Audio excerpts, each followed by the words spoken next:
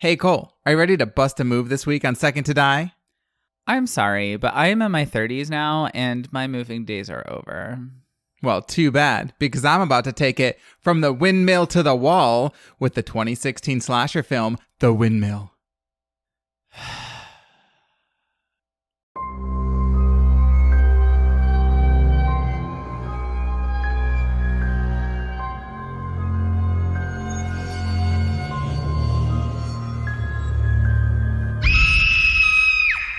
Get it? From the windmill. Oh, no. Oh, no. No, I promise I get it. Well, if you did, you would have been laughing in hysterics. Welcome to Second to Die, a horror fiction podcast where we talk about lots of things. And sometimes horror. And sometimes horror. I'm Max. And I'm Cole. This week, we're going to be talking about Windmills. windmills, the machines of my people. Well, I feel like you need to explain that. yeah, I think I may have referenced it before, but my mother's family is very, very Dutch, and I grew up in Western Michigan. It's a very Dutch settlement, like immigration. Like there's literally Dutch language newspapers there, And the Dutch store that had the salty licorice. and the Dutch store and salty licorice in general, which we have discovered. So for people who don't know, there's going to be a few Netherlands facts in this episode, but for people who don't know, the Dutch are really into licorice, like black licorice, and they sell it in varying degrees of saltiness and saltiness and firmness. And you kind of can pick and choose. I mean, there must have been when we were there in that little store, 20 to 30 different kinds. At least. Yeah. And so you can get like extra hard, extra salty, or like extra hard, low salty, like things like that. And just for funsies, we got, I think, the saltiest one they had. And it was 100% inedible. Yeah, it was terrible. In retrospect, and honestly, we should mention this to your mom before she comes down to visit next so that she can bring some. I wouldn't mind trying like a milder level of saltiness because I like licorice and I like salt and I even like salty candies and stuff because there's a lot of like Asian candies that have salt in them. So I would be really interested in trying one that wasn't just us being ridiculous and buying the most extreme. Yeah, well, the thing is, I remember growing up and eating salty licorice. Like when we would go to Dutch Village, which was a thing, I remember eating licorice, but I never remembered it being like that heinously salty. So as kids, I'm assuming we were given like the milder version of it. Yeah. And so I mean, the next time we're up there, or if, my mom comes down, I would definitely be open to her giving us more of like a regular one because that was like, whoa. Anyway, there's your lesson. The Dutch, they eat salty licorice. So that being said, this film is called The Winmill. The original title was The Winmill Massacre. They dropped the massacre part because why not? And it is an actual Dutch film, though it is an English language Dutch film, which is whatever. A lot of people probably know English is very commonly spoken in the Netherlands in populated regions. Where my mom's family is from, not so much.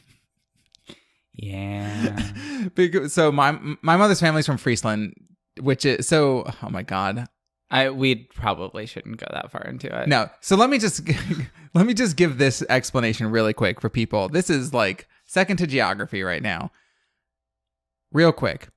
For people who are like, I know what Dutch is kind of, but maybe not. Or the Netherlands, whatever. Here's the deal. And I'm also going to explain for a lot of people, because this is something I actually feel people don't necessarily know, is the difference between the Netherlands and Holland. Because they are sort of interchangeable in the English language, but they actually do not refer to the same things, technically speaking. So the Netherlands is made up of 12 regions, kind of like how we have states. And 2 of the regions are North and South Holland. Those regions together make up Holland. Amsterdam, for example, is in North Holland. But there are plenty of other regions, one of which is Friesland, which is where my mother's family's from. But like a lot of them are kind of country. Yeah. Anyways, that's everyone's geography lesson today. Thank you for joining us, kids. There will be a quiz later on. Okay. So that being said, why are we talking about this right now? Because windmills are popular in Holland, and I think people associate with windmills with Holland. And so what do? Most importantly, they pump water out of lowlands and essentially back into the rivers, like beyond the dikes that they have. And the Netherlands is kind of famous for having what they call reclaimed land, which is literally land that they have taken back from the seas and lakes that like should be part of a lake, but they like essentially like pump it out and use dikes to prevent that. 17% of the land in the Netherlands is reclaimed. That's upsetting. Yeah. But it works for them. So anyways, I think we're talking about a movie. Let's talk about this movie. Yeah. Second to geography. So, yeah, that's everyone's geography. I feel like everyone feels more informed. I feel more informed. So it's directed by a gentleman. He's Dutch, so I'll pronounce it in a Dutch way. His name is Nick Jongerius. He also was one of the writers, along with Chris W. Mitchell and Susie Quid. What? I like her name. I just like that the first guy had like a super like, well, far more complex name. And then it's like Mitchell. Yeah. So, okay. So that being said, there's some cast members. I'll probably mention them as I mention the characters, or I might forget, whatever. But I'm not going to go over the whole cast right now. And I don't have a lot of backstory on this movie other than, I don't know. It is what it is. So it's 2016. I will talk about the plot, and there's going to be heavy spoilers. And I will preface this by saying this. When I first watched this movie, I liked the beginning of it, and then I hated the rest of it. And I thought it was poorly done. But then I thought back on it, and I think I was viewing it in the wrong way. It is very akin to like a 90s slasher film, but more like a 90s like made for TV movie slasher film. Honestly, it kind of reminded me of like a movie length episode of Buffy or something. It was that like Monster of the Weeky kind of feeling. That being said, let's get into it. I did like it because it is set in the Netherlands and there's a lot of like Europe and like languages and stuff. And so that's gonna get me hooked just to begin with, but it didn't carry the day ultimately. Why? Let's discuss. Answering his own questions, it's fine. I know. Thank God I didn't have that energy drink. So the movie opens up and we have Jennifer. She's played by Charlotte Beaumont. Jennifer is an Aussie. The actress is not Australian, but she is doing an accent, and it's actually okay. Her accent is fine. And she's... What? It's okay. It's fine. That's exactly what it is. She's working as an au pair for the De Vries family. Very common Dutch name. Actually means De Vries. Just for people out there wondering. Nobody. And they are calling her Julie, which is mysterious because we know from the credits, well, we know from IMDb, that her name is Jennifer. So the dad quickly finds out that she is lying about who she is. Her name is not Jennifer, it's Julie. So instead of taking the time to explain... You mean her name is not Julie, it's Jennifer? Oh, yeah. Carry on. Regardless, instead of taking the time to explain the problem and why she's using a different name, which to be honest could literally be... He basically like finds her passport, which could be easily explained as, well, I don't go by that name. I've always gone by this name because people use different names, right? That they do. But instead, she smashes a pot over his head and runs out of the house. So that's not suspicious at all. I feel like that could have been handled better. Don't be suspicious. Don't be suspicious. Clack. Crash. I mean, nothing says call the police on me more than smashing somebody over the head with a pot and then leaving the scene. In that specific scenario, maybe, I feel like there are other things that might inspire people to call the police faster. Yeah, potentially. So, okay. So we learned through flashbacks and dreams and stuff that basically Jennifer had this very abusive father. And it becomes very clear, even before the film explains everything, that she ended up setting fire to their little like trailer camper that they lived in back in Australia with her father still alive in it. So, and then she fled the country.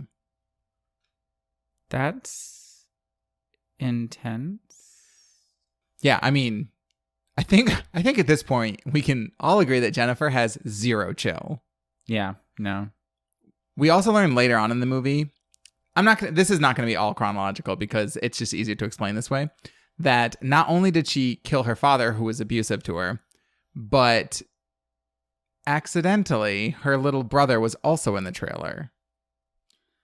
Oh, that's sad. She had actually carried him out, but somehow between pouring gasoline all over everything and lighting it on fire, the kid had run back in. It actually doesn't make sense because it's literally a trailer. So there's one door, and the room that she starts the fire in is the room that you walk into. So there's zero way that that kid could have run back in without her seeing it. But whatever. Whatever. I mean, this movie is quite literally about like a demonic possessed Miller. So like we're going to suspend our disbelief a little bit. All right. So then what the movie does, and actually I actually appreciated the method and it does it, is it introduces us to essentially the rest of the cast through short little snippets, not so long that you get bored, but enough to kind of give us an idea of who these people are. So the next guy we meet is this doctor. I think his name is Noah. I'm not 100% on that, but he's at a museum and he's like sketching he's like drawing sketches based on the art, which I guess is something people do. But then he has like some weird memory thing and he like runs away and like ducks into this back room and then like does some cocaine about it. Because let me tell you, if there's anything that helps a freak out, it is cocaine. Oh, you mean literally does cocaine? Okay. Oh, I mean quite literally does cocaine about it. Okay. Gentle listener, that's also just like an inside joke between the two of us, is we will often like use the term doing cocaine about it for just like general unhealthy coping mechanisms. Yeah. We have a weird sense of humor. So I had to clarify. Anyway, carry on. All right. So we get a couple other introductions that I'm not going to go through all of them, but ultimately what happens is everybody ends up on this tour bus called Happy Holland Tour Bus, and they're going to go like tour windmills and shit. And it's Jennifer, a Japanese guy named Takashi, this French aspiring photographer / model / actress named Ruby, a British war vet named Jackson that they sometimes call Jack, the doctor, and then this British business guy named Douglas and his son Kurt. Okay. And then there's the driver. His name is, well, we would say Abe, but it's like Abe in Dutch. Meh. Anyways. Meh. So, naturally on the tour, the bus breaks down. Who didn't see this coming? And then, weirdly enough, the next scene breaks down before the first windmill. The next scene, it's nighttime, which to me immediately made me go like, why the fuck have they literally been waiting for hours without calling anybody? Because they're not calling anybody. It ultimately makes a little bit more sense because, spoiler alert, the bus driver in the very end, it's a twist, ends up being in league with the monster. So this tour bus driver essentially takes tourists and like takes them to this like evil Miller guy for the Miller to kill. Okay. Why does he do this? I'll talk about it in a moment. Well, why the bus driver does it, I have no idea. Why the Miller kills people, I'll talk about in a moment. If Scooby-Doo has taught me anything, it's for money. It's not for money. I think it's actually, I mean, it's for Satan, basically. So, okay. Oh, I like that. Yeah. So anyways, they decide they need to go get help. They remember that the closest village is like a mile back down the road, but Jennifer is like, what about that windmill up there? Oh, and also none of them have cell service.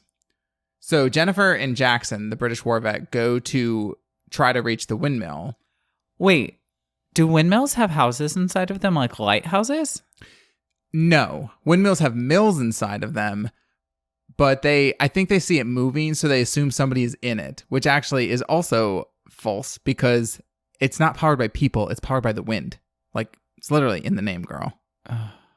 But frequently, the Millers do live near the windmills, and there actually is a house near the windmill, which is very common. Okay. So, they're splitting up the party. Always a good start in a horror movie. Shitty ideas.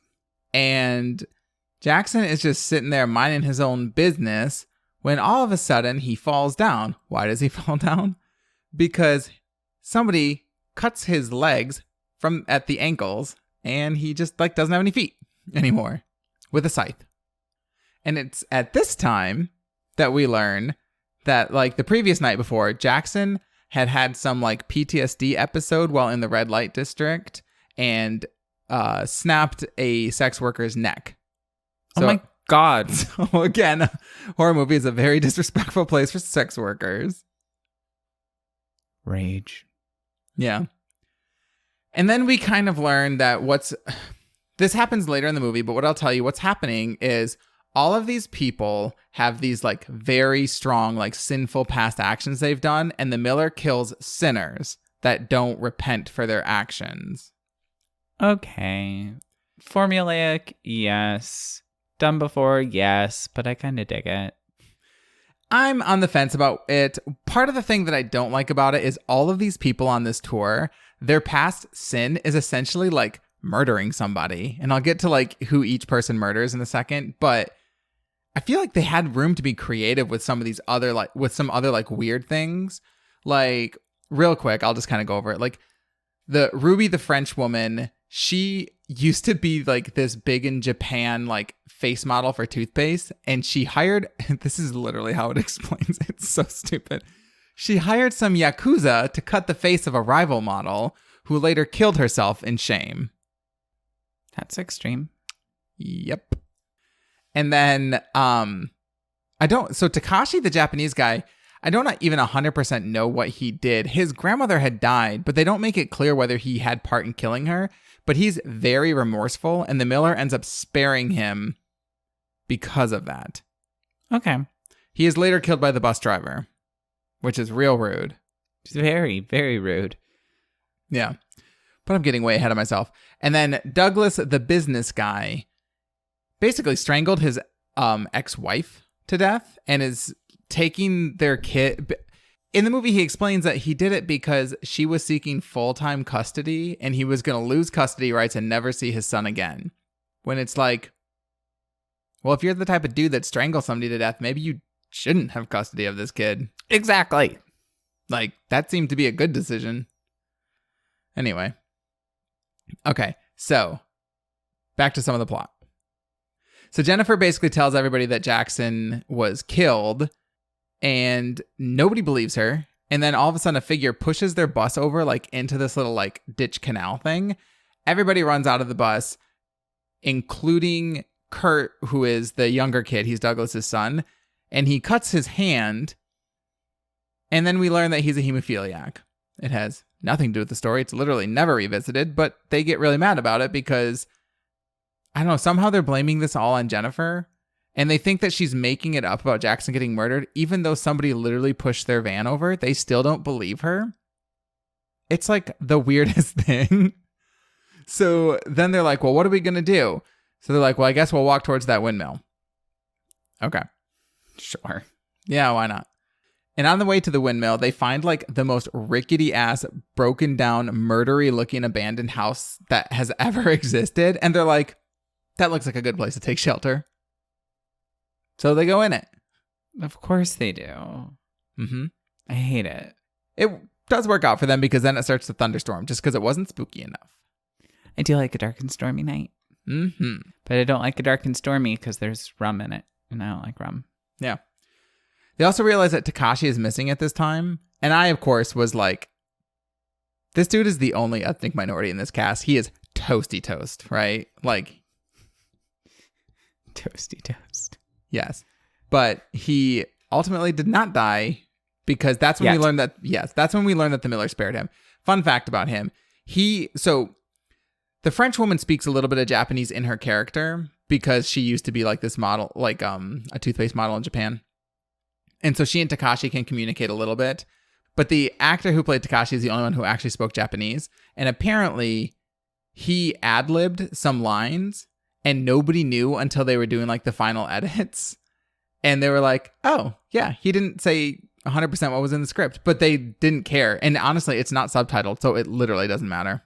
That's hilarious. And I love it so much. Wouldn't it be so funny if he just didn't know the lines and was just like saying random shit? Okay, anyways.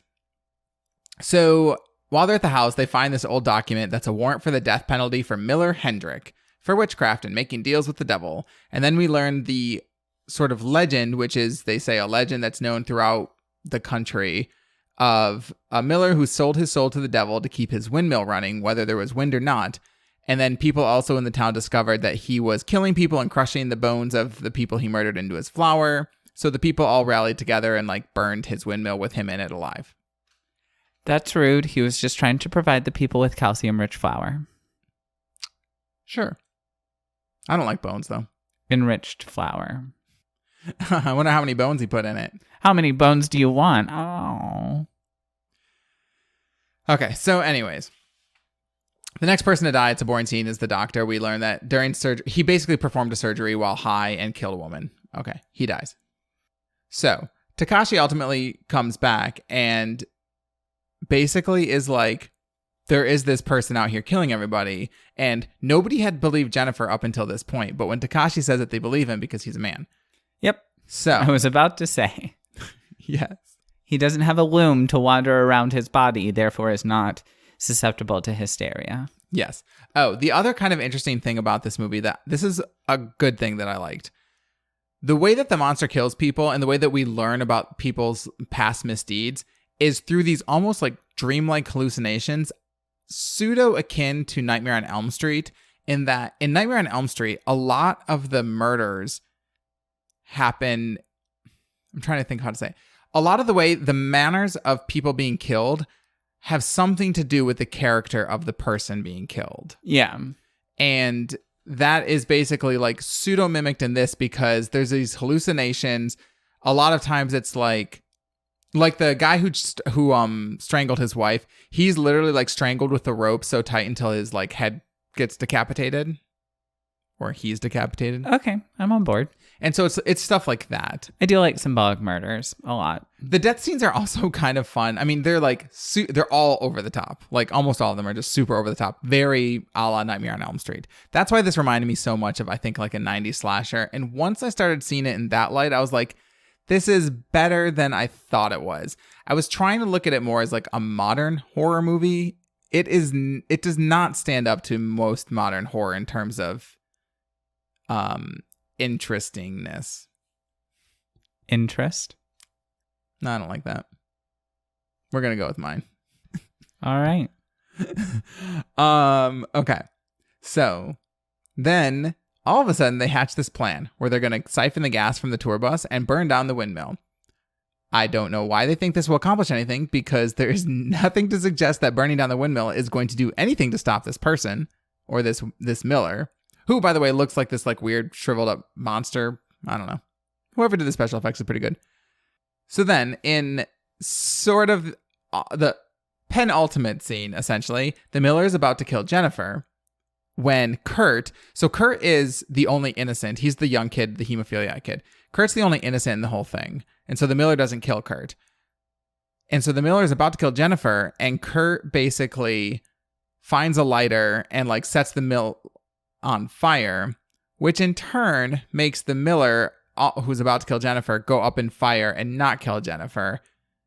And it is so stupid.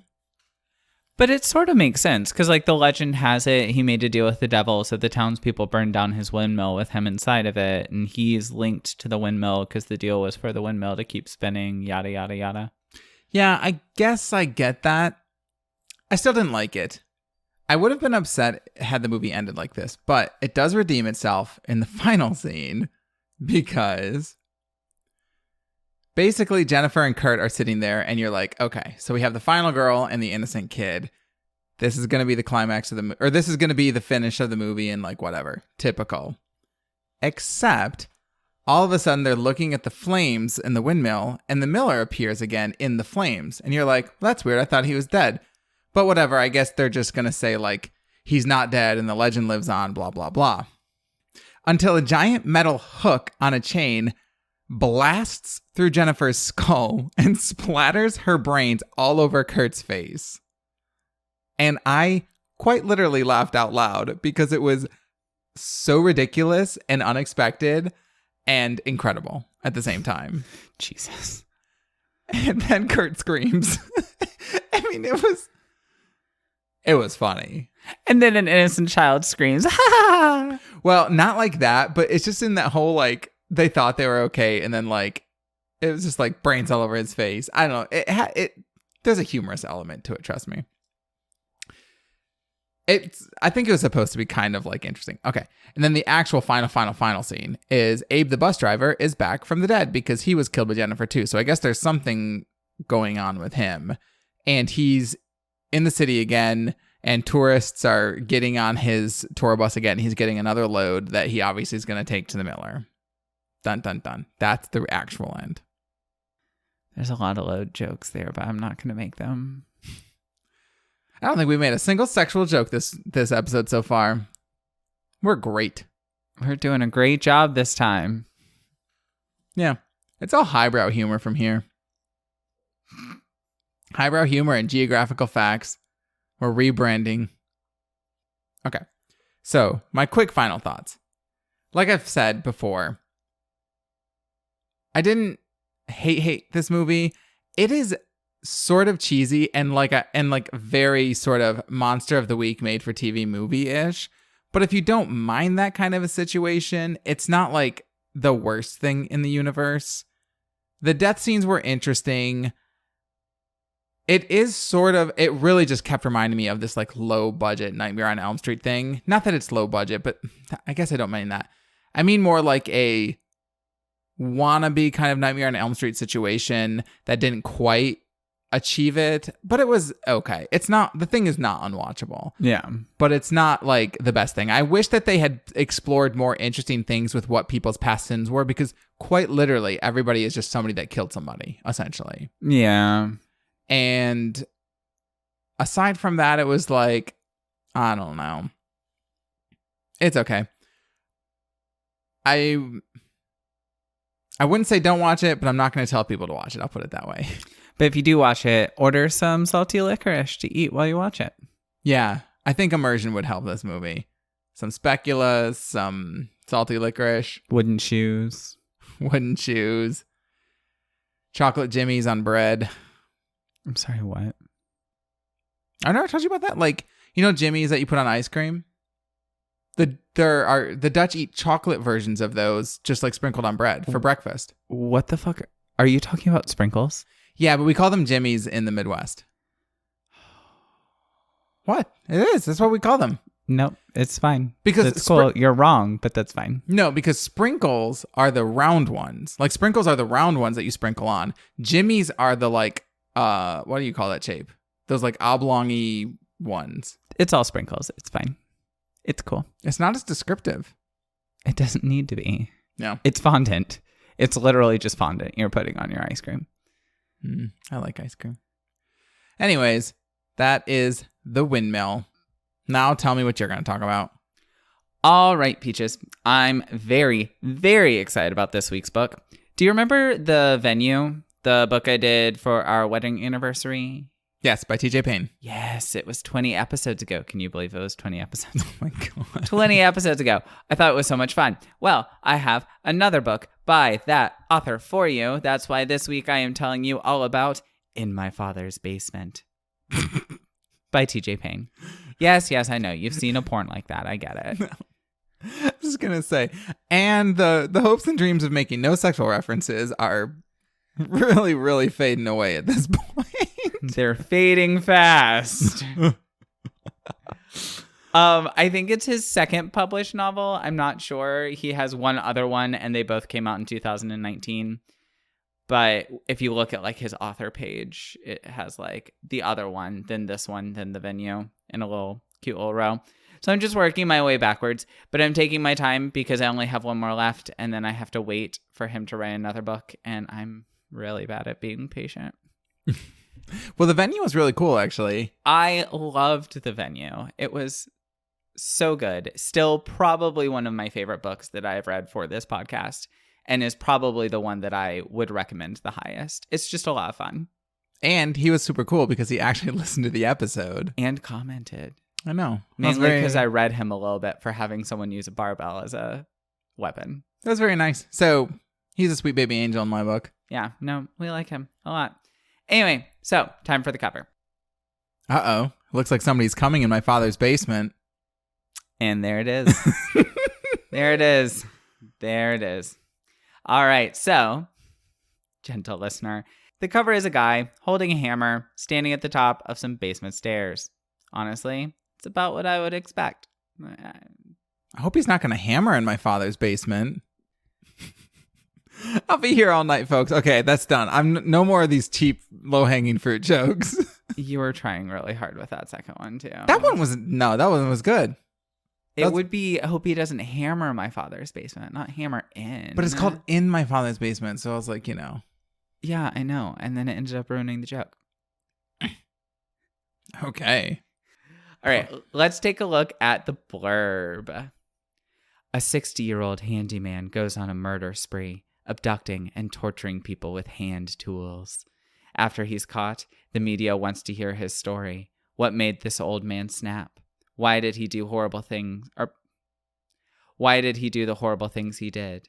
What really happened down there in his basement? The public fascination in the handyman swells, but he'll only tell his gruesome story to one person, his estranged son. Yes, I know there's a lot of innuendos in that blurb. Lower your eyebrows, Maximilian. I'm still getting sex from this. Like, that blurb did not help it at all. I'm still getting a family dick scene. Cut that. He won't. I guarantee you. This is probably still an episode. I mean, mark my words now, gentle listener. Ew. Okay. I mean, go on.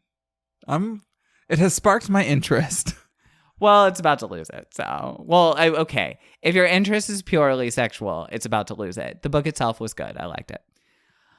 My favorite thing about this reading experience was we know exactly what we're walking into because the blurb tells us, like, murder spree happens. He'll only talk to his son. Oh no, I wonder what's going to happen. He talks to his son. Like, it's pretty simple. Sure.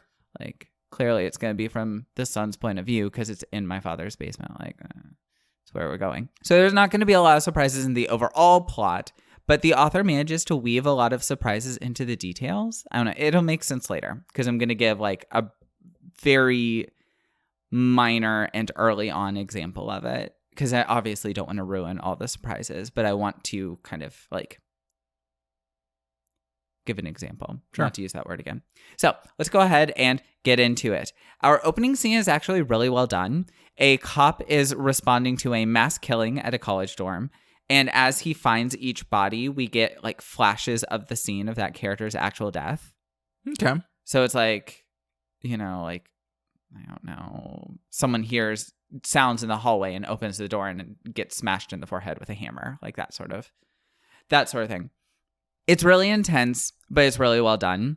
A quick note about the gore level here. It's graphic, but not overly so. It's not like The Summer I Died or Exquisite Corpse level of graphic, but definitely a little bit more than your standard horror. It was enough to stand out without being like I can't handle it. Sure. Also, quick note. I liked this one just like I liked The Venue. So basically, this is now a TJ Payne fan account. It is what it is. Get used to it. Normalize it. Accept it. Our opening scene ends with a cop arresting our mass killer, who is then named the Handyman, not just because he looks like your average everyday old guy handyman, but also because he murders people with tools. I like a really good nicknamed killer, though. Like, I don't... Yeah, they don't really do that so much anymore. I think it's because they try to really downplay the, like, fame notoriety aspect of serial killers. Yeah, so it sensationalizes them too much. Yeah. So we then jump to our main character. His name is Isaac. He is walking from his car to his job at Best Buy when he gets a call from a magazine asking questions about his dad. And he's super confused and just like hangs up. And then his phone blows the hell up. And he's like, well, not literally. You know what I mean? Like, right. Ringing. He's like, that's weird. So he turns off his phone, goes inside, and everyone on staff is watching like one of those big TVs that they hang on the wall at Best Buy. And that's when he finds out that his dad was arrested for a mass murder and bodies were found chained up in the basement of his childhood home. That's also when everyone else finds out. Oh boy, could you even imagine? I can't, but the book tells you. And it jumps ahead from there to a couple years later at that point. Mm-hmm. Isaac is struggling a little bit because he's known as the son of a mass murderer in this small town, which when I was first reading this book, my immediate plan for a joke was to say, with the right kind of girl, that could easily get him laid. But TJ Payne beat me to that because at one point later on in the book, it totally does get him laid. Oh, yeah. I mean, there's such a fandom for that kind of stuff. That's very real. Anyway, so we see an example of him unable to get a job because people are really just interested in knowing more about his father. So, like, he's in a job interview and the interviewer starts asking weird questions about his dad and then is like, you're actually not qualified, but I saw your name in my resume pile and I wanted to talk to you. I'm a real big fan of serial killers, which feels very realistic. It does feel realistic. And actually, I was just about to say, there are so many people who get so into that. And obviously, there's a ton of like true crime super fans and stuff. And I've said this before. I'll say it just real quick again. I'm totally cool with that. I'm so fascinated by like strange, dark, and mysterious things.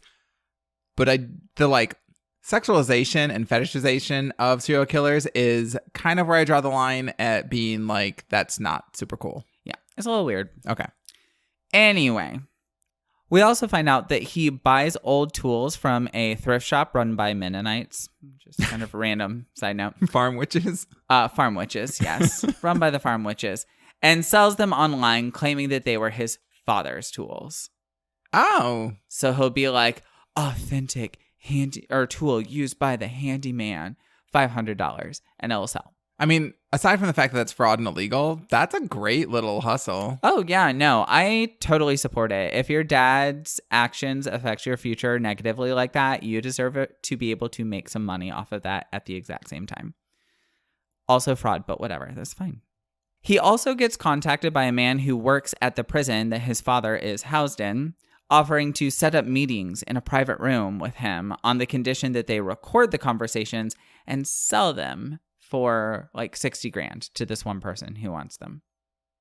So the son is going to get private meetings? Yes. So the son has not visited his father. Okay. At this point. Like, he wants nothing to do with him. And Isaac, the son, is the only name on the visitors list. Okay. And so Walter, the handyman, just has not gotten any visits. And so this guy from the prison is like, I had someone approach me. She said that if I can get these interviews, she will pay me $60,000. Sure. You and I can split it. Like, I can make this happen. Yeah, go for it. That sort of thing. So Isaac's like, sure. I feel like the content of these interviews is kind of like the primary appeal to this book. I don't know. It's hard for me to come up with a lot of detail to discuss in this one because I don't want to spoil it. It's new. It's good. Like, I really just want people to give it a gander themselves. This one actually is a lightning fast read, I promise. As opposed to apparently the audiobook for last week's is like 12 hours. And I was like, it's a lightning fast read, I swear. All right, so I'm going to try my best to give you some details without ruining it. Isaac gets his dad slowly talking more and more about what happens. There's this really interesting, like, philosophical point where Walter, the handyman, talks about everyone having anger inside of them, but we all have a threshold of expressing that anger that shuts off after a certain point, which keeps most of us from resorting to extreme violence. And anger is basically the only emotion that I feel comfortable interacting with, so I kind of see it. My threshold is long before violence, but usually after shouting or saying things I don't mean, and usually around the time that I start angry crying. Well, yeah. I mean, I think I have something inside me that converts anger into anxiety, to be honest with you, so. I just run on anxiety. Max is always like, you're so warm. And I'm like, thanks. It's the anxiety. Yeah. Anyway, so Walter tells the story of when he lost his threshold, which occurred when he was working on the sewage pipe of a college dorm. Bum, bum, bum. The residents didn't give a shit that he was working, so all day long they would turn their water back on and then like use the toilet and flush. So he would get sprayed with their shit, like their literal shit. Ugh. It's a really good, if somewhat heavy-handed and explicitly mentioned later, commentary on the way that our society treats people in vocational professions. Oh, sure. Which, in all honesty, people with vocations have much less debt and usually higher salaries. So, who's really winning here? The answer is the twisted higher education system and the wealthy people who own student loan companies eat the rich. Yeah. No, we talk about it actually quite often about how gross in America it is that certain jobs are looked down upon as being lesser for some reason. The pandemic, I think, did put a little bit of light on it about how like all these essential workers are people that like society says don't respect, but like people that are 100% support society. But I still don't think that people respect them, and that's still gross. Also, they were essential workers, but man, as soon as the country opened back up and they started asking for living wages, they sure as hell weren't anymore. That's the real tea. Gross. Anyway, Walter also tells the story of the first person he kidnapped and put in the basement. She was, surprise, surprise, a sex worker, because of course she was. Ugh. He hired her and brought her to his house, but they just had a lovely evening. And when he pulled out his money to pay for more of her time, she saw that he had a whole bunch of cash because he'd just been paid for a job and tried to rob him. So he fought back, hitting her with a lamp on the counter, and then eventually chained her to a metal loop embedded in the ground, like you do. In his basement, like metal loop. Some concrete. Who doesn't have that? Well, there's this whole scene where he sets up the basement while she's apparently like unconscious upstairs in a closet. Yeah, no, that makes sense. I mean, we don't have basements here, but that makes sense. If we did, it would have to have those dungeon features. Yes, of course. Why wouldn't it? Now, here is the really important part of why I'm breaking down this weird, like, he hits her with a lamp that's on the counter. Like, that's an interesting detail. Well, mild spoiler, dead ahead, in case y'all want to skip ahead. Isaac is later back at his childhood home, and he checks the counter in question because he doesn't remember this lamp that his father mentioned. And his dad was even like, I used to leave that lamp on at night when you were out with your friends. Don't you remember? And Isaac's like, I don't remember that lamp being on that counter. I remember that being up in your bedroom, but okay, sure, whatever. Maybe you moved it. Well, he looked and there is no plug on that counter. And so the lamp was never there, especially because Walter is also like, yeah, I used to leave the lamp on, da-da-da-da. Which means that the sex worker was not hit in the kitchen by the counter. She was hit in Walter's bedroom. Okay. And that's where we learn just how unreliable of a narrator Walter is. And that's why I enjoyed this book so much, because between my expectations for it and the blurb, I thought I had it figured out. But you really just never know when Walter is lying and when those lies are going to be revealed. So it's like you're being told information and you're like, okay, this is interesting. Okay, cool. And then all of a sudden it's just like, nope, that was all lies. Classic Walter. Classic Walter. So Walter goes on to tell in explicit detail how he kidnapped the rest of the victims. I'm not going to give all of that away here because, like I said before, like I feel like a big part of the appeal of the book is stuff like that, because the full title is In My Father's Basement, a serial killer novel. And I feel like people are going to see serial killer and they're going to want to read about all the crazy shit that the killer does. Yeah, for sure. So I'm not going to tell you because I want you to go read it. Go support this author. Support indie authors. I will remind you here that you have to take everything Walter says with a grain of salt. So in a way, who knows what really happened as he kidnapped these victims. Once he has them in the basement, Walter comes up with all kinds of fun little games to torture them and things like that. There's definitely plenty of like gruesome violence and hopelessness and like Walter being emotionless and all that stuff. Like it's creepy. It's definitely like scary. And I will tell you one thing that he does to them because it's funny how it relates to me. So if you're wanting to avoid spoilers, gentle listener, I recommend skipping a few minutes ahead. It's not a major spoiler, but it's still technically a spoiler. So at one point, Walter decides that he does not want his prisoners plotting to escape. So he makes it so that they can't plot to escape by scraping out their eardrums with a flathead screwdriver. Gross. Yeah, pretty intense. Now, as you, Max, know, and as our gentle listeners, she's, gays, and theys, I feel like we are friends now, so I can share gross personal habits to an extent with you. If I have an itch in my inner ear, I will scratch it with the earpiece of my glasses. Not like rooting around or anything, just scratching an itch. Not only do I do this, but I was literally in the middle of indulging in this habit of mine when I reached the eardrum portion of the book. Yep, I can confirm that. And let me tell you, I oh so delicately removed my glasses earpiece and put those fuckers back on my face. That's intense. It's like one of my biggest fears is that I'll be doing that and you'll like run into me or accidentally scare me or something like that. And I'll just like, done. God, I bet their hearing was screwed after that. Oh. All right. I don't really want to go into too much more detail about the plot. Like I said, I don't really want to spoil it. Just know there's lots of the gruesome detail of the treatment of the victims that's also interspersed with scenes of Isaac trying his best to live his life while also trying to like shop around to get as much money for the recordings as possible, which is fun.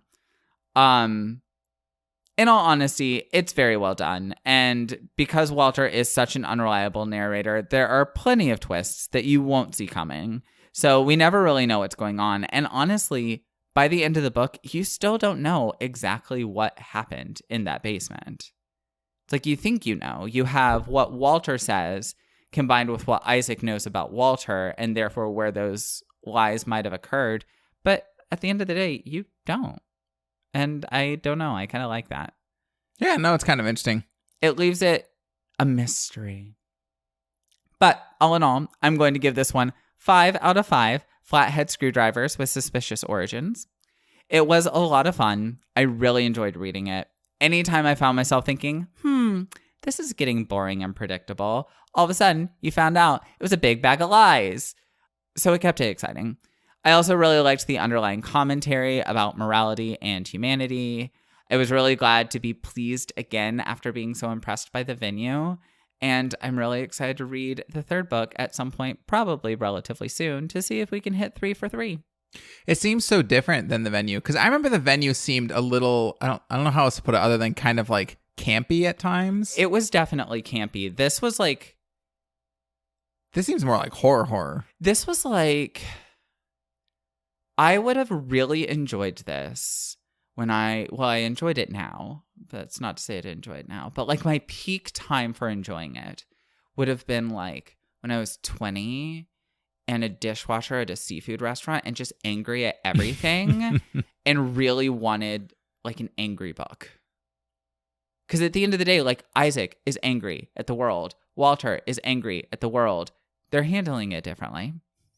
This also seems like the kind of thing that would really appeal to the people, the listeners that we have that are crossovers from the true crime listeners. Definitely. There's a lot of kind of overlap there. Yeah, I could see that for sure. But it was really good. Go read it. Well, if you were in my father's basement, would you be killed? Absolutely. So a lot of how Walter chooses his victims is fueled by this deep hate for anyone who like challenges or doesn't fit into the blue collar guy next door narrative of like average Joe guy kind of thing. And as a non-passing, very gay man, I feel like I could have very easily been targeted by that, and everyone in the basement dies. So yeah, death. Would you have died in the windmill? Hopefully you're going to say no. But who knows? Gentle listener, strap in. This might be a revelation for me as well as you. Well, I've never killed anybody, so I guess if that's the criteria for it, then probably not. Also, I don't necessarily see myself taking a windmill tour in the Netherlands ever. So you say that as if I have no interest in going on a windmill tour, and if I go, you're going. I know, to be honest, I bet you if we're ever in Amsterdam, we probably will do that. But I would say no. I don't necessarily think I've done anything like to that caliber of like, I mean, like I said, they kill murderers and I've never murdered anybody.